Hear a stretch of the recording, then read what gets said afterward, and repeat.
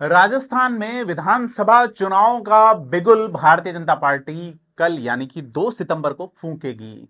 सवाई माधोपुर जिले के त्रिनेत्र गणेश मंदिर से शुभारंभ होगा भारतीय जनता पार्टी की परिवर्तन यात्राओं का। लेकिन इससे एक दिन पहले मुख्यमंत्री रह चुकी वसुंधरा राजे ने 3 जगह देव दर्शन यात्रा करके एक बड़ा मैसेज देने की कोशिश की है। यह मैसेज क्या है, इसका आउटकम निकालने के लिए राजनीतिक विश्लेषक चर्चाओं में जुटे हैं। क्या वसुंधरा राजे ने अपनी एक अलहदा ताल ठोकी है या वो अपने आप को कुछ अलग तरीके से प्रेजेंट करने की कोशिश कर रही हैं? तमाम तरह की बातें राजनीतिक हलकों में चल रही हैं, लेकिन वसुंधरा राजे ने साफ कहा है कि वो कोई भी शुभ कार्य करने से पहले देव दर्शन यात्रा निकालती रही हैं। पहले भी, इससे पहले वसुंधरा राजे के नेतृत्व में राजस्थान में 3 बार चुनाव हुए हैं, जिनमें 2 बार पार्टी सफल रही है। तीनों बार उन्होंने यात्राएं निकाली है, परिवर्तन यात्राएं निकाली या स्वराज संकल्प यात्राएं निकाली। 2 सितंबर से भारतीय जनता पार्टी की 4 यात्राएं प्रारंभ होगी। 2 सितंबर को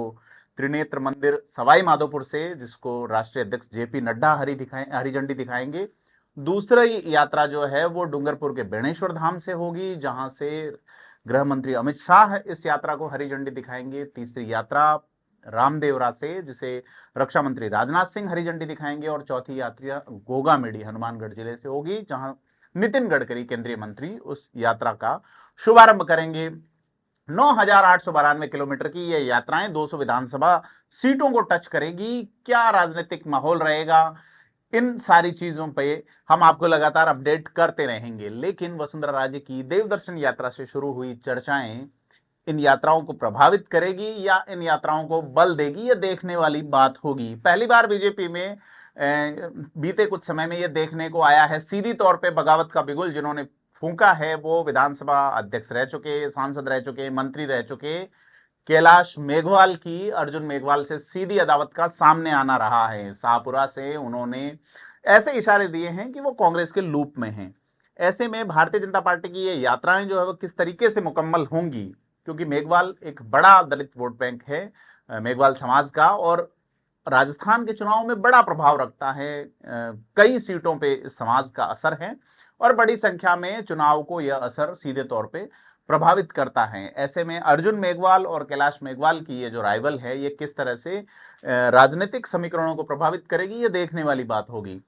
साथ ही अगर बात करें प्रदेश में तीसरे मोर्चे की, तो आज जो मुंबई में INDIA की मीटिंग थी, उसकी मीटिंग के बाद जो फोटो सेशन हो रहा था, उसमें आम आदमी पार्टी के जो मुखिया हैं अरविंद केजरीवाल, उसमें लड़खड़ा गए।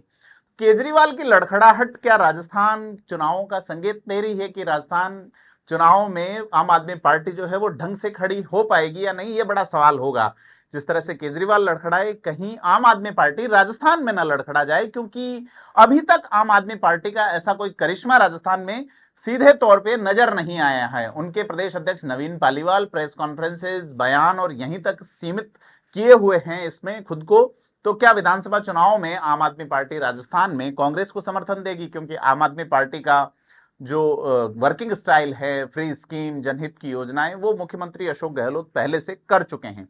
ऐसे में आम आदमी पार्टी का क्या जोनर रहेगा, अगर वो खड़ी होंगी या लड़खड़ाएगी, इसके लिए भी आपको इंतजार करना होगा। साथ ही बात करें RLP की, हनुमान बेनीवाल आज नागौर जिले में 2 दलित युवकों की हत्या के मामले में पहुंचे और उन्होंने दोषियों को पकड़ने की बात भी की। तो राजस्थान में कुल मिला के राजनीतिक समीकरण अलग अलग तरीके के रंगों से भरे हुए नजर आ रहे हैं। देखना यह है कि रंग कैसे, कब, क्या अपना असर दिखाएंगे, ये एक बहुत बड़ी तरीके की देखने वाली बात होगी।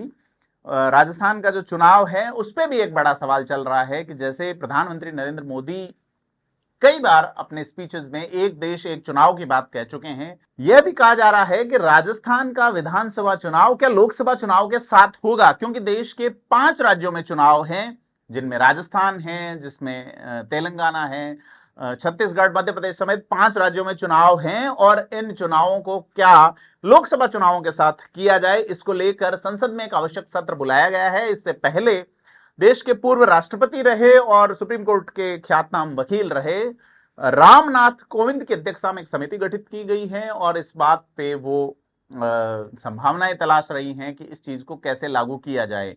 देश में पहले भी एक साथ चुनाव होते थे लोकसभा विधानसभा के, लेकिन 1967 से 70 के बीच में कई सरकारों को रिवोक किया गया, कई जगह सरकारें बदली, राष्ट्रपति शासन लगे। ऐसे में ये माहौल ऐसा बदला, फिर नए राज्य गठित हुए, तो विधानसभा और लोकसभा के चुनाव साथ साथ नहीं होने लगे। अब अगर उस नहीं होने के करीब 55 साल बाद देश अगर उसी प्रणाली को फिर से लागू करता है, तो इसका परिणाम क्या रहेगा? क्या राजस्थान की विधानसभा के जो दिसंबर में होने वाले चुनाव हैं, क्या वो फरवरी मार्च तक खिंच सकते हैं? यह भी एक बड़ा सवाल है। क्या इस दौरान राष्ट्रपति शासन रहेगा या इसी सरकार को एक्सटेंशन दिया जाएगा? क्योंकि चुनाव आयोग की ओर से जो लेटर लिखा गया था उसमें राजस्थान विधानसभा की सीमा अधिकतम 15 फरवरी तक, जैसा उससे समझ में आ रहा है उस पत्र से, हो सकती है। ऐसे में देखने वाली बात यह है कि अगर दोनों चुनाव साथ होते हैं, लोकसभा और विधानसभा, तो क्या परिणाम रहेंगे? एक बड़ा सवाल है। दर्शकों पे हम इस सवाल का जवाब छोड़ते हैं, तो आपसे अपील है कि आप कमेंट बॉक्स में जरूर बताएं कि इस सवाल का जवाब क्या होगा। अगर कुछ समय के लिए राष्ट्रपति शासन रहता है, केंद्र के हाथ में सीधी सत्ता होगी, कार्यपालिका सिस्टम को चलाएगी, और उसके बाद अगर विधानसभा लोकसभा के चुनाव एक साथ होते हैं, तो तमाम योजनाएं, तमाम फील गुड, तमाम हालात किस तरह से बदलेंगे या नहीं, यह देखने वाली बात होगी। और जैसा कि मैंने कहा कि 55 साल पहले यह सिस्टम हुआ करता था, उस समय वोट देने की उम्र 21 साल हुआ करती थी, यानी कि मेच्योरिटी लेवल के बहुत बाद में। आज 18 साल का युवक जो है वो वोट देता है। ऐसे में उस समय एक साथ चुनाव होने और आज के समय में एक साथ चुनाव होने को किस तरह से देखा जाएगा, तमाम सवाल हैं। आपसे अपील है कि आप कमेंट बॉक्स में जरूर हमें बताएं कि आप क्या सोचते हैं केंद्र सरकार के इस फैसले को लेके, और साथ ही थिंक 360 को सब्सक्राइब करना ना भूलें।